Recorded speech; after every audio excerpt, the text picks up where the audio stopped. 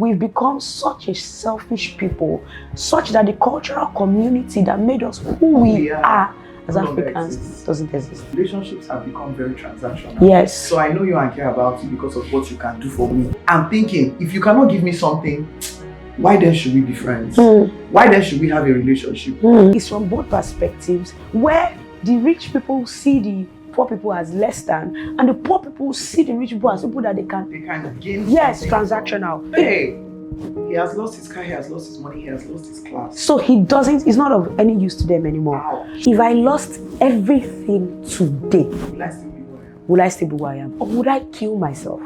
Hello, this is Bisola. And I'm Ife. So if you're a man or woman searching or settled, convinced or confused, you're welcome here. This is Spirit and Spice.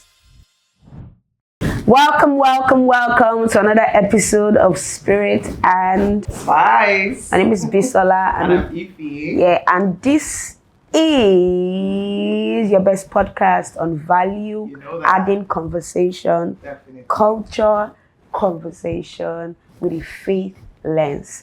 And today we have something that I think is extremely important to talk about. I agree. Because right now in culture, in our society, especially in Nigeria, because that is where we are from, so we're speaking from our context, but I'm sure it affects everywhere in the world. There seems to be kind of like a value erosion.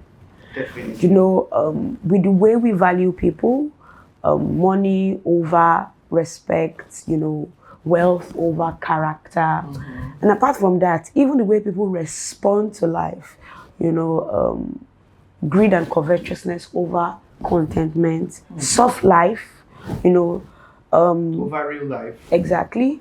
The dangers of what social media is portraying as reality. And that's what we'll be talking about today in these episodes. So it's gonna be like, you know, a long conversation, fireside, you know, get comfortable, get your cup of tea, let's tell ourselves the truth. Once again, this is Spirit and Spice. Ensure to like, share, and subscribe. Do you ever feel that people are becoming less kind? Are you telling me? Of course. Think about how you grew up. Everybody was everybody's child. I remember living in a 2-story building. There were dual flats on each floor, but even though we were Igbos and the people just across our flat were Yorubas, Mama Sheun took care of us, looked out for us. My mom will go to work and my mom will leave instructions about how Mama Sheun should check what the nanny will do with us. So it wasn't as if there wasn't a nanny, but Mama Sheun knew that she would look out for myself, my brother, and my sister. And we knew that Mama Sheun was equally our mother, even though they were not best of friends, but there was that relationship, camaraderie. These children are my children. So when her kids were eating, she would make sure that we had eaten. She would ask us to come over and watch TV while we waited for our mom to be back from work. People looked out for people. I remember a particular story when I was younger. My sister and I were coming from primary school, and between my uncle and my mom, there was miscommunication on who was going to pick us. So we were in school till like 5 p.m. And then we walked home. So my school, if you know Ikeja very well, my school was in Okwebi, like at the roundabout, and my grandparents' house was in Ikeja, Obafemi. So we walked through Stoyin streets. Two of us were very young, and we walked home. And so it was now time to cross the major road on Obafemi. And so we stood there, and then the vulcanizer opposite my grandparents' house saw us. And because he recognized us, he just said, you know what? Is that not your house? He didn't even know our names. He didn't know my grandparents. But he felt a sense of responsibility. Yes, he saw us. We stood at the side of the road, hoping and praying that maybe my grandmother will see us or my grandfather will see us. The man saw us and then took us to cross the road. Then when we got home, trust me, they still beat us because we came on our own. But I'm sure they also scolded my mom and her brother. But I know that day, I've never forgotten it. And I was really young, maybe 6. And he was, if I may put it this way, from a different class in society. Yes, he was a vulcanizer. He didn't mind. He didn't matter. He left his vulcanizing machine and then crossed the road with us and crossed back. Talking about crossing the road, I remember growing up, and then when children wanted to cross the road, cars instinctively knew that they had to stop. Nobody had to be told. In short, cars will just stop, kids will cross. If older people needed to cross the road as well, cars will stop, whether there was a zebra crossing there or not, because there was that sense of responsibility. Yes. Or if you see an old woman in the streets walking home, you will carry her load. You will help her. You will get to her house. She will give you maybe biscuit or sweets. Or not. Sometimes she might not. But we're happy that you did it. Then you will go back home to where you are. But now, what do you... So now, that thing is no longer there. It's no longer there. And I know that, before we talk about how it's no longer there, I know that we got there somehow, some way. So that's what I'm actually about to ask. Why do you think it's no longer there? And I think for a certain number of reasons. I don't know, now, many people don't know their neighbors anymore. People don't even know that their neighbors are married or have children. But guess what? They have children in their house. Yes. So why do you think that is? I believe our values started to erode at some point. People became, I guess, a bit security conscious. Yes, that's the first thing. So security was a concern. Because trust me, now today, if a organizer decides to help two young girls to cross the road, hey! What's his plan? Who is this? Nigga. Even the man will not want to try it. Because we have seen too much of men taking advantage of little girls. It's just sickening. So even relatives. Exactly. So which is something we must also mention, because in that time it was very, very rampant that relatives that you trusted with your children were the ones abusing them. So now parents don't trust anybody anymore. But by not trusting people, they are now closing out the opportunity to have people more responsible for others around them. It's like we wanted to save ourselves from one thing, and then we overcorrected. We overcompensated, and we lost some other value. It's not even on the parents side alone. For some individuals, the really responsible ones are all saying, you know what, I'm not going to do too much. I'm not just going to take care of myself before I put myself inside trouble. Because let me tell you something, and I think we're allowing Western culture a bit to to define what our society is like. Because the truth is, there's sometimes when you help. I know I read something, and this is not the first time I'm reading a story like that, where a man caught a baby falling from a balcony, and the mother of the baby sued him. Excuse me. That he caught the baby wrong. Excuse me. Because there's a baby to talk about. Exactly. So exactly. So nowadays you help and you are persecuted for helping. So that's another perspective. And people are like, you know what, rather turn the other cheek, rather turn away. I didn't see it. I don't know. I don't care. Don't ask me. Exactly. So that is one of it. It's a second reason why is because now there is this elitist.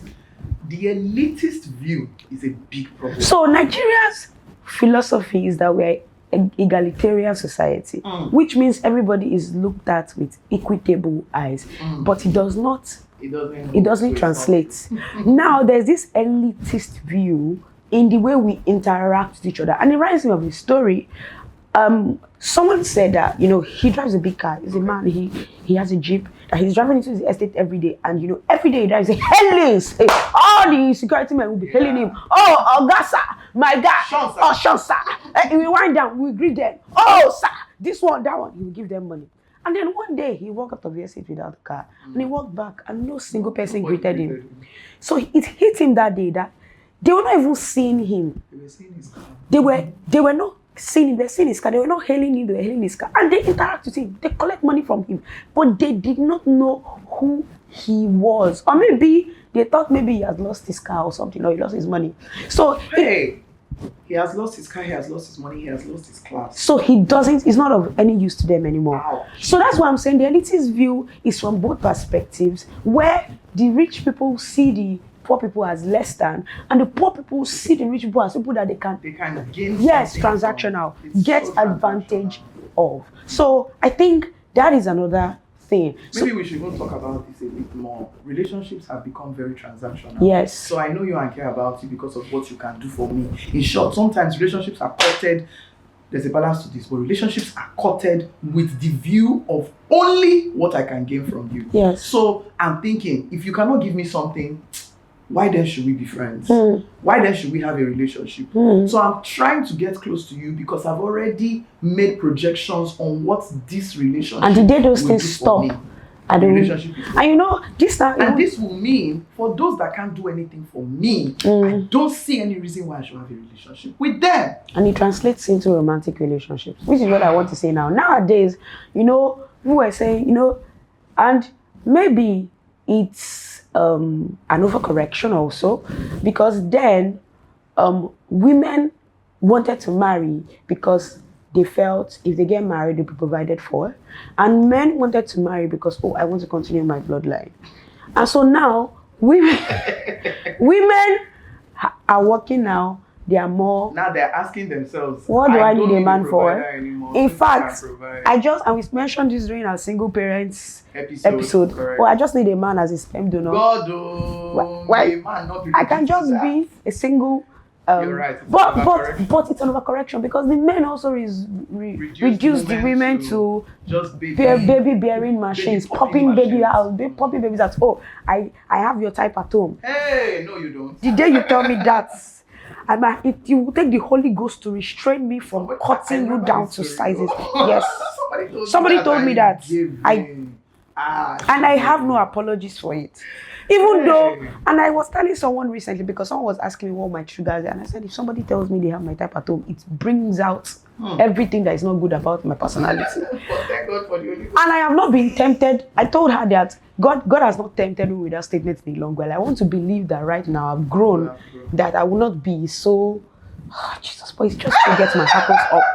But, you know, when you reduce a woman to just somebody that is in the kitchen barefoot and pregnant, now relationships are the tables have changed. They don't need men anymore. We are shrinking towards an Amazonian society, even in relationships.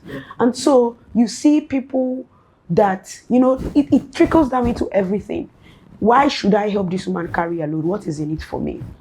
Why should I help this person with their children? What is in it for me? We've become such a selfish people, such that the cultural community that made us who we are as Africans doesn't exist. You see the problem with that? It affects how we bring up our own children. Yes. Because many of the things that we benefited from, as a matter of fact, a number of us learned how to speak other languages because our friends people we played with were from other parts of. As you remember when we were younger, people used to come out, children of the community used to play together. Ride my bicycle. I will ride your bicycle. You don't have that anymore. Oh God, what a pity. So There's no now childhood you have that has eroded. That don't play, that don't know how to relate with people that. Thank you. The only people that they can interact with are those that are on the same class as they are. So in school, in church, but within their community, they don't know how to interact. Then in those days when artisans come to the house, they sit down with our parents, they eat. You even bring their children. Like I used to call the tailor auntie. Everybody was auntie. Mechanic was uncle. His children were cousins. Would come with his children. My dad's Tyler would come with his children. The children will play with us. He will do his work. The children will assist their dad. Then they will come and all eat with us. We will sit down, they'll take their break, they'll eat with us, then they will go back assisting their dad. At the point when it was time to eat, we were all eat together. They will serve you the same food. All of you will eat the same food.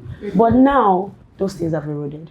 And I think the first thing, there are two reasons why those things have eroded. The first is one of the most brilliant philosophies for human interaction that ever existed. And it was put forward by the creator of the universe. The Imago Dei philosophy. That every human being, regardless of race, tribe, color, class, gender, is made in the image of God. Meaning, when I see another human being, who I'm saying is somebody that God created, somebody that God saw it worthy to die for. So, and I must treat them with respect. That there must not be any other value that person must give to me. The human being has intrinsic worth. So let me put it the way that you understand. And that's the truth. That's why I can never get on board with atheists. And I don't understand why they say they are brilliant. Because the truth is, when a creator makes something, the creator adds worth to that. Yes. So I know what an iPhone is worth. I know what a bag is worth. I know what this iPad is worth. Because the creator made me know that this is his worth. And when God created mankind, he gave the worth for mankind. So he said, they are made in my image. He said it to Noah, don't kill any man because they are made in the image of God. And when he even went further to show it by coming to die for mankind, for everyone, not only Christians, he died for everyone. So he tells you that every human being is what the life of God, valuable, made in the image of God. And that is how we should treat them. The second is contentment. And I want you to talk extensively on how contentment has affected our value. So I met a girl who says she just wants to have a soft life. She imagines that her life will be like that of the Real Housewives of whatever franchise, whatever city, Atlanta, Lagos, etc. And I asked her why. She said, because I don't like stress. And the women who are living this glamorous life, why can't I be same? But I began to ask myself, at what cost? Why do you think a woman who doesn't necessarily have the spotlight, who doesn't look like she has all the designer bags, is living a life that is less than yours? That just explains that your value system now puts more on those with money over than those without. And you don't even care for honest labor. You don't care for how the money came about. So long as they look like it is all put together, you think that they are better. So talking about contentment, people assume that, contentment, I can't do that. Maybe it's even reflecting complacency. And contentment is not complacency. Because at what cost do you want to have so many of those things? I don't have a problem with people who put out, their value or the things that they have on social media, but you must be able to ask yourself, how did they have those things? Is it by an illicit means? And if it is by an illicit means, your values should be able to make you recognize that there is a problem with this. You shouldn't be wealthy at any cost, at all costs. If not, there's already a problem with you. There's already a problem with how you perceive what is important. And that is the reason why people now value rich people more than, so they respect rich people more than any other person. Of course, because you can be young and rich, but if you're old and poor, I don't know who you are. Exactly. You. And regardless of how the person got their money. Nobody cares. Little or nobody cares right now. How you got your money, it's not of a lot of value to people. And that has affected even, the way we started. There's a Yoruba proverb that says, "Eniyan lasho eniyan." Human beings clothe other human beings. Like, you can't do without people. And it is something that is so, it's what makes us Nigerians. The fact that you can pull up people to support you. It is what made our parents who they are. That the fact that my mother might not have had so much money, but if she walks into a place, she knows somebody that she has helped her before. And if she needs something, they can always help her.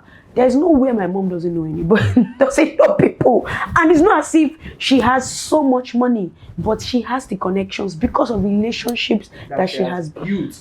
And the funny thing is, at the point where you're helping people, if you're building the relationship or helping them because of what you think they might do for you, you're completely losing the point and losing the plot.